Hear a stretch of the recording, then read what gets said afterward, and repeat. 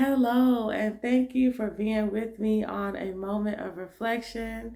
So, of course, my name is Tanisha Johnson, aka TJ Self Care, and I am just super excited about being with you today um, and just being present in the moment. So, I started this channel because I really wanted a space just to reflect and grow and be able to talk about things that, we generally um, don't talk about, when we're healing. And one of those things, is us being open to what does the healing journey really, really look like. And, on the podcast and in so many other areas, I share, what it looks like. And so I said I wanted to have a channel where I can feel like I'm just sitting with you, I'm connecting, um, literally in a space that I feel comfortable in, and really just starting to unpack, what exactly does this journey look like? And I said, why not start with myself? And I think what I'm really learning is that um, a lot of the relationships I thought that maybe were tarnished or gone, um, or just not going to work anymore, that there is space for them again. And I was really, really happy to be able to share a moment of just transparency and support and love with friends and family that I had not spoken to in a while. And for the most part, it was a lot of just guilt, a little guilt on my end because I know that the relationship could have turned out better than it did. I think there was also moments of sadness on my end because I wanted to be able to do more in the moment than I actually did. And I think there also were a lot of moments of just questioning why exactly, did the relationship come to an end? Like, was it necessary, or did I just completely just fall out with the person for no reason, or what exactly happened in that moment? And these are conversations that I feel like we don't have enough. We don't talk about enough. And one of the reasons why I wanted to do it on my channel is because I want you to know that I'm just like you. I mean, I know that I say this all the time, and every time I say it, I mean it. Like I'm just like you. Like I am trying to figure out this space of healing for myself. I'm trying to figure out, um, what's the next step for me myself. And I just never want you to feel like the things that you're going through or the experiences that you have are too much, you know. Um, and then you start to feel overwhelmed, and then you start to question, whether or not you should move forward. And so I just really want to be a vessel of support and guidance to you to say, wherever you are, on your healing journey, like I want you to stay there, um, because all of us go through things. And I think that sometimes, we feel like we struggle in certain areas and we feel like nobody else is. But many of the things that you're going through, that I'm going through, it's a process that just brings us further to healing. And so that's something that, I just don't want you to forget. And uh, in this pattern of dealing with relationships and emotions and feelings and trying to figure out, what exactly um, should we be saying? Is this a moment where we should be apologizing? Is this a moment where we should be, um, asking for our needs? Is this a moment where we should be, maybe even empathizing with the person to some extent? Um, all of these, are questions that bring us further along on trying to figure out what does healthy communication look like for us.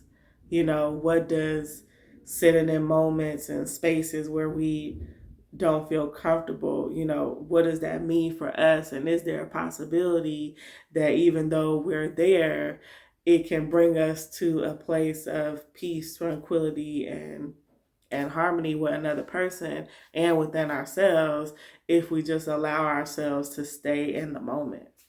And so I know that it's hard to communicate. And that's one of the reasons why I wanted to have, this conversation so we can really talk about what it looks like, when we start to communicate in ways that are difficult, that are loving, and that bring forth the outcomes that we want. And so, this is the first tip I have for you. The first thing that I recommend is you being clear about what you want to say. What is the outcome that you want, with the person?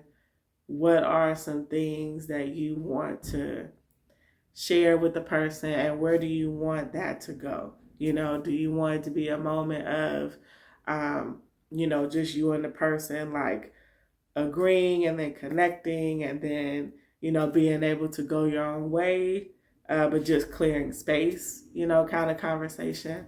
I really like those. I like the clearing space conversations because I feel like those are conversations where we say our needs, they say their needs, and then we're done. Like we don't have to worry about trying to find ways to engage with this person. It's like those kind of conversations we've already acknowledged, right? That this person cannot support us. We've acknowledged that we don't feel like this person is someone that can actually be there every step of our healing journey, but we just want to acknowledge that they are a person that gave us love or showed us love, right? In one time or another in our life, and we want to be able to still be able to communicate with them and still feel like we don't, when we come into space with them, we don't have to run or hide or all those crazy situations that I know you know well, I know well. So I love the clearing space conversations.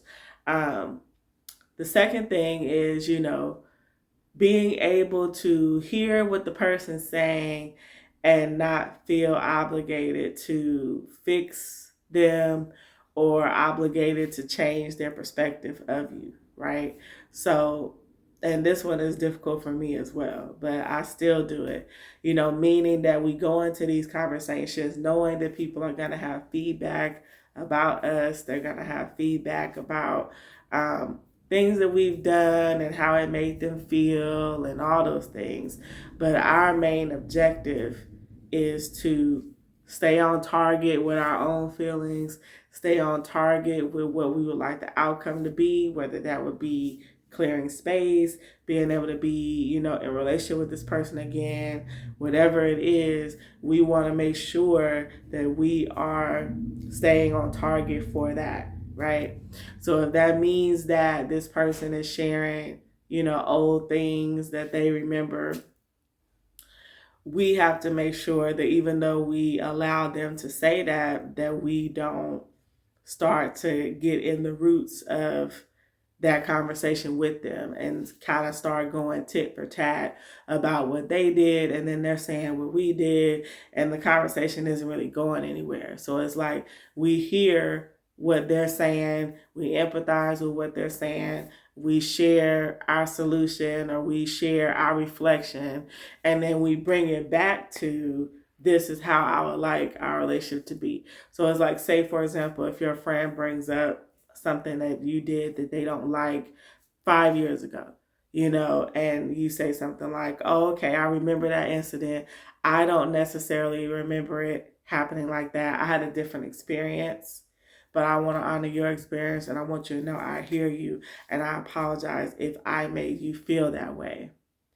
I really want us to get to a place of, and then you say whatever that place is, right? So that's more of a conversation that you have when someone is truly starting to, um, come around to being open about starting up, the friendship or intimate relationship or, colleague, whatever it was. They're open to being in a relationship with you again. These are things that you can say to kind of help that conversation further along. Um, and now, another thing I think is significant about that conversation is after you guys have spoken, the next thing you really want to do is you want to get to a space of being able to advocate for your needs, because generally that conversation went left in the first place because you didn't have your needs. It's like whatever, the boundaries were not clear. Whatever was required of you or expected from you did not happen. And now you're at a space where you're just done and you're isolating and you're shutting down. And once you start shutting down and isolating, of course, people read that as you not wanting to engage, and then they come up with their own scenarios about why you don't want to engage. And generally, we either become avoidant or dismissive or all those other things that are not good in relationships. And then the conversation with the person is over, right? So that's normally what happens. And so that's why it's important during this time that you make it a point to share with the person who you are right now. Who you are right now, what you need right now. And me personally, that's the space that I'm in my life, trying to really assess who am I right now? What do I need right now? How do I share that, with the people in my life? How do I share that with the people that I'm making amends with? So it could be really, really difficult, to be in spaces where you have to have these conversations, especially when we're holding those spaces with people that don't have the same level of communication skills that we have. It could feel almost exhausting, to be in those spaces because you want to be able to, use all these tools that that I know that I'm sharing with you right now. And you want to say your I statements and you want to say, all the quote unquote right things to say to let that person know that you're including them in the conversation. But when things go left and you start feeling like the person isn't listening, or you start feeling like this person isn't using the same tools as you, that's when things can just get bleak, for us. And we really start to question, do we want to move forward? So that is kind of where I'm at. I think I'm finally at a season of my life where I can acknowledge that I don't necessarily love myself as much as I thought. And I know how that sounds. So let me explain. I feel like I'm at a season in life where self-love looks different. I mean, like, do I love myself? Yes.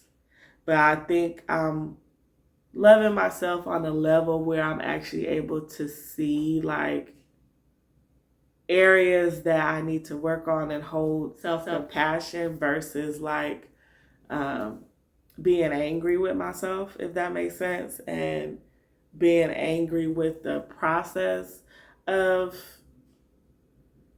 healing, because healing is a lot of work, and it works when we acknowledge that there's parts of it that feel like a roller coaster, and then there's parts of it that are like, oh my God, why didn't I do this a long time ago?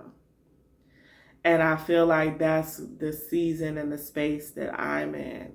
You know, it's like walking in gratitude, like, wow, I really set that boundary for myself, or wow, I really was patient with myself, or wow, I really shared with this person how I felt. And I think that those moments feel really, really good. And they also are really scary in the beginning because we don't know if we can do those things. I know for me, for a long time, I really didn't know like what self love was per se. Like I was kind of like trying to figure out like how do I love myself, but then how do I also hold space for myself without it being like rigid and difficult and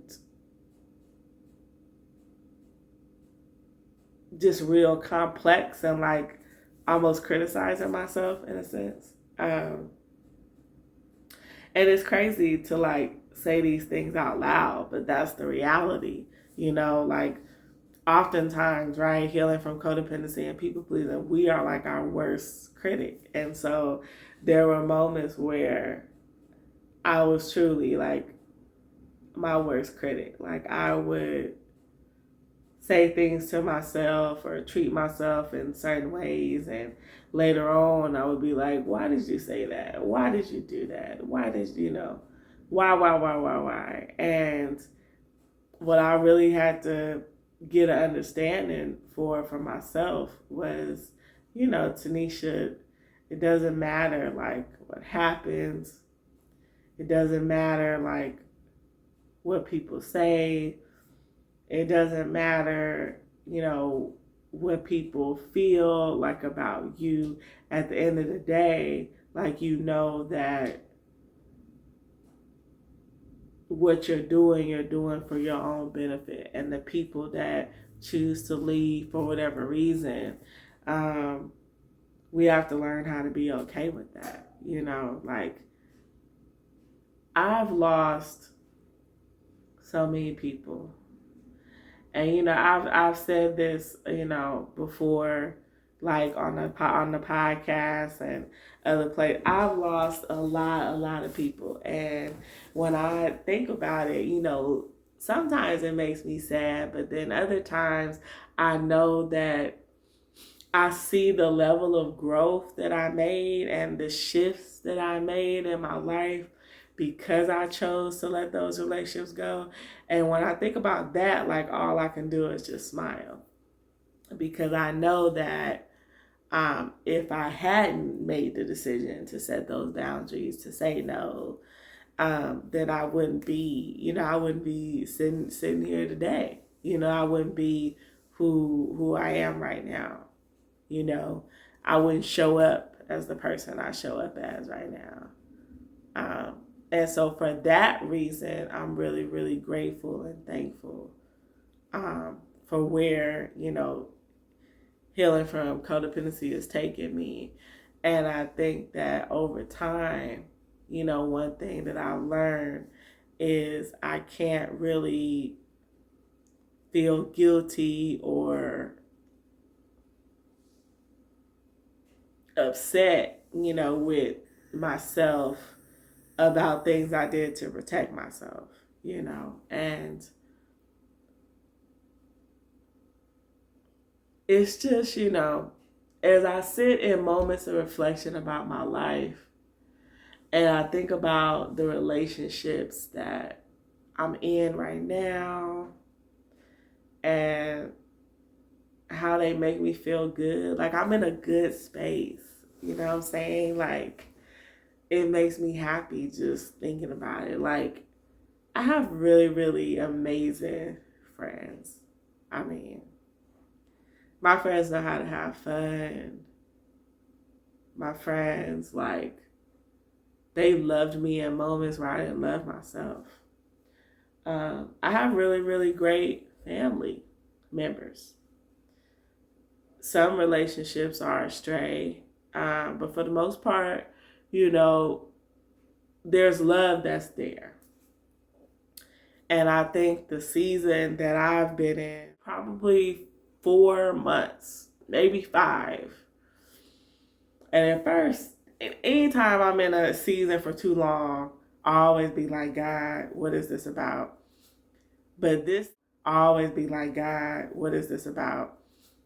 But this season really is about me learning to sit in uncomfortable moments with people and sit in uncomfortable emotions and feelings because, oh, Tanisha, I wouldn't be able to do none of the stuff that I'm doing right now. Like, let me tell you, like, not calling back, the late text, the disrespect, it would be enough to just, I would be like this, like, can't do it. Can't do it. Like, if it's a family member, like, I love you, but the inconsistency, I can't do it. Like, you can't show up for me. You can't support me. When I call you, you always have your own stuff going on. You never ask about me. I'm out. And it would just turn into like a text during the holidays, birthdays. Maybe a call if I'm feeling like extra mature that day type stuff. And friends, I usually just cut it off at the head, depending on, how long we've been friends. To hear myself say that, it sounds horrible, but I'm just being honest. And I know you are just like me. So we all at home here anyway. Like, yeah, friends, I usually cut that off at the head. Like, I don't have time to deal with it. For one thing, I'm a very just bubbly for the most part. Hey, how you doing? Kind of what you call it, like a butterfly, I guess, kind of personality. So I'm always I'm always finding somebody to like talk to, hang out with. I have a huge circle. Um, so that's another reason why I just cut it off. But okay, I'm walking in a season of, you know, 39 and almost 40. Been on this healing journey for 9 years. July is gonna be 9 years that I've been recovering from codependency. And I just don't want to live like that no more. And that's what I really want for you. I don't want you to feel like you have to live like that. Like, I've been through the rough patches of healing, and now I'm on the other side.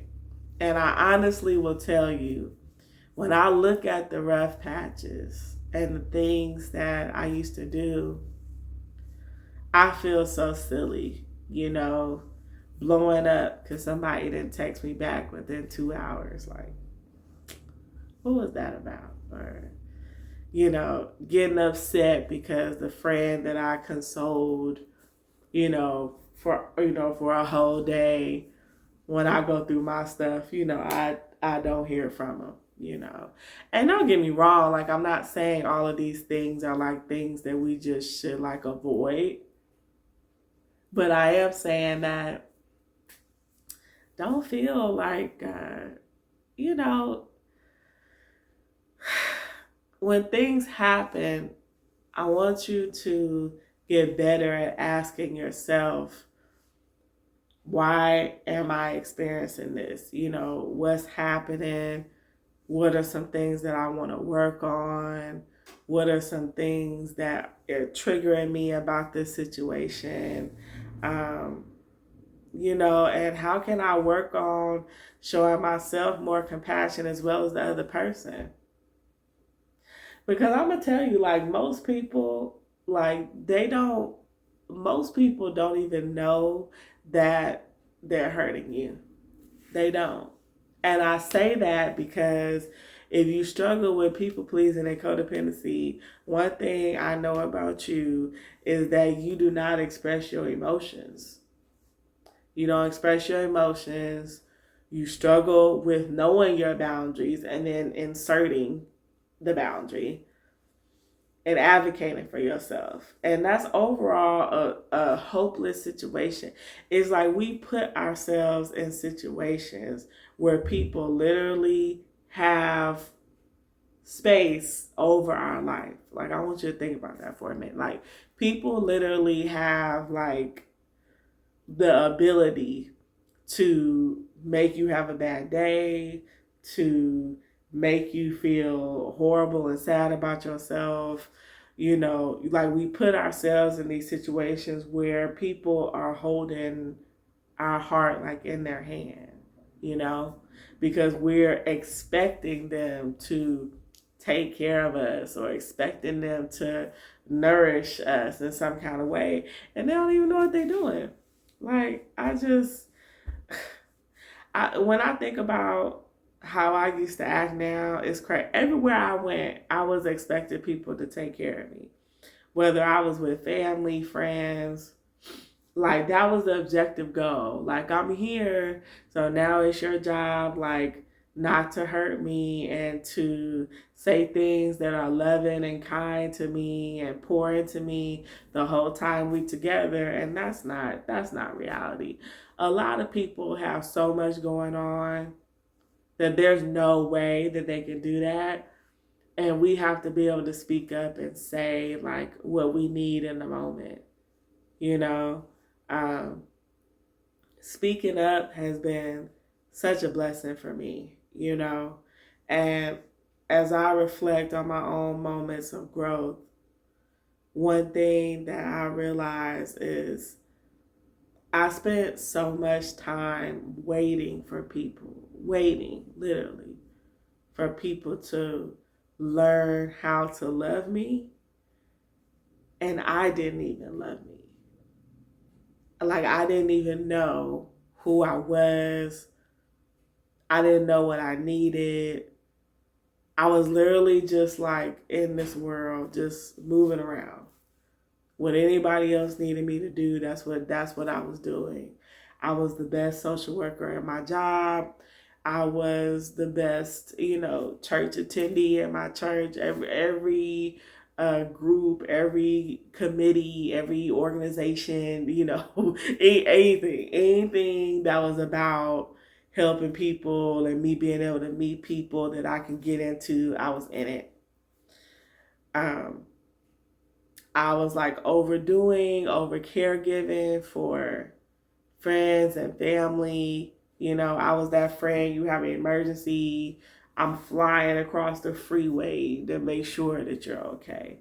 And when I stopped doing all of that stuff, I didn't, the depression came on because I didn't know who I was anymore outside of that. And then also, I also was trying to figure out what did life look like, you know? And that's one of the biggest problems that people struggle with healing from codependency, trying to figure out what does life look like. Now that we're not running all over the city, the state, helping our family and our friends, now that we're not, all in the grooves of the weeds of other people's life constantly, now that we're not in spaces where we don't feel supported or seen or validated, then who are we?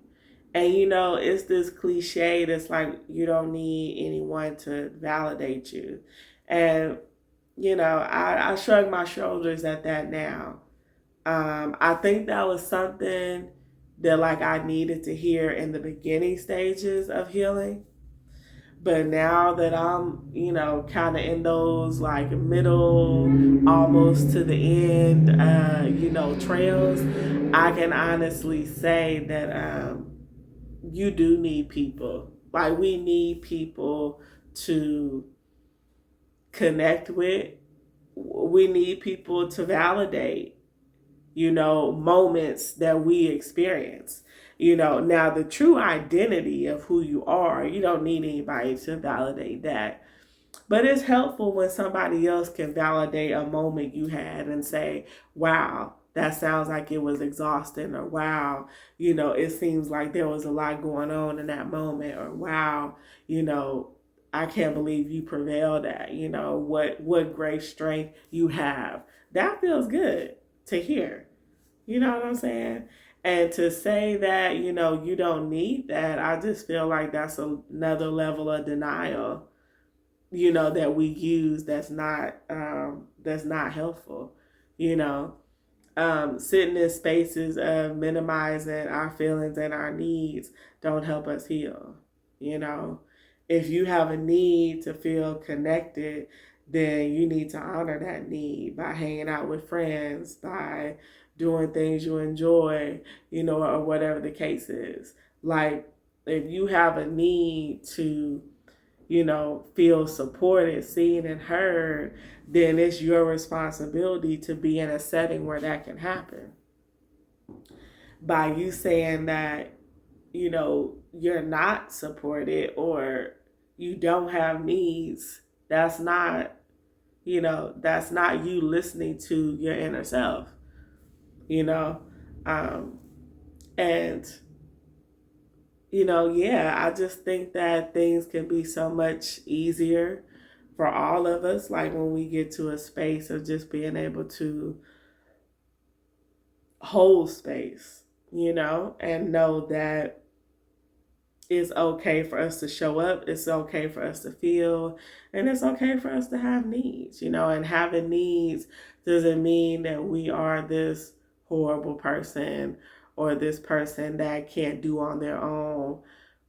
Having needs and expressing them means that we're healing and we're growing, and we are finding the words, we're finding the language to say that enough is enough. I mean, that's not a bad thing. That's a great thing, that you're not holding it in anymore, that I'm not holding it in anymore, that we are telling people how we feel, we're telling people what we need. I mean, when you really think about that, like, what is so bad about that? It's nothing bad about that. Like, that's amazing.